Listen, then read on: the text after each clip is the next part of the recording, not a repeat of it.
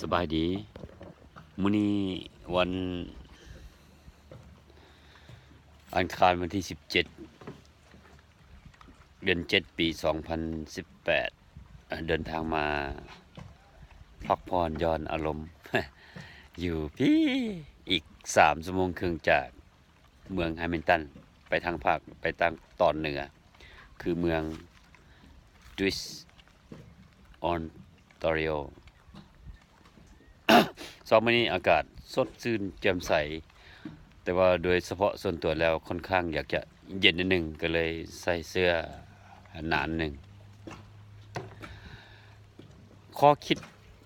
สำหรับพวกเราในมื้อนี้จากพระคัมภีร์ร่วมบทที่14ข้อที่13ถึงข้อที่24เว้าถึงเรื่องอย่าให้พี่น้องของตนสนสะดุด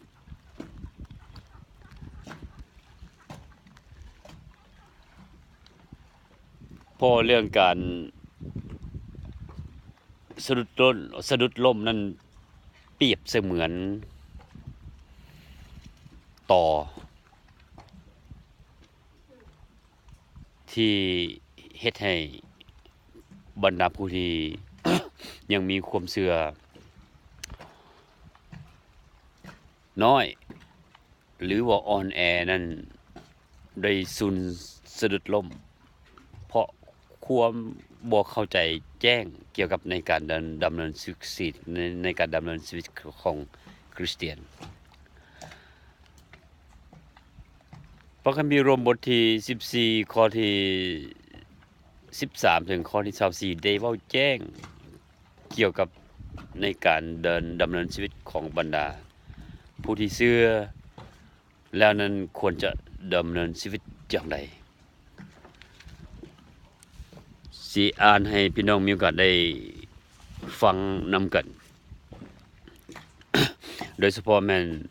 ในข้อที่18ได้กล่าวไว้อย่างนี้บอกว่าเพราะว่าลักษณะจักรของพระเจ้าบ่แม่นหมายถึงการกินและการดื่มเป็นที่แน่นอนว่าข้อที่13ถึงข้อที่24พยายามอธิบายให้เราทั้งหลายได้เข้าใจถึงเรื่องการกินและการดื่ม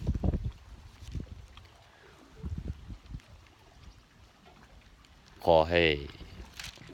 พวกเขามีโอกาสได้ไปศึกษานำกันจากพระคัมภีร์ในตอนนี้เพื่อว่าชีวิตของเราจะเป็นชีวิตที่เป็นเกลือและเป็นแสงสว่างเหมือนดังที่พระเยซูคริสต์ได้ทรงกล่าวไว้แล้วอยู่ในมัทธิวบทที่5ข้อที่13ถึงข้อที่16ขอพระเจ้าอวยพรให้ได้รับเกียรติในชีวิตของพี่น้องทุกคนในฐานะซึ่งเป็นผู้ที่วางใจและเชื่อในองค์พระเยซูคริสต์เจ้าแล้วนั้นเพื่อเขาทั้งหลายจะมีส่วนร่วมกันในการนำเอาข่าวประเสริฐเรื่องความหักเรื่องความพ้นที่มาจากพระเจ้า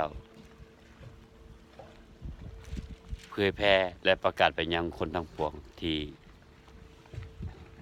ยังบ่ได้รู้จักและรับเอาข่าวประเสริฐนี้ขอพระเจ้าอวยพร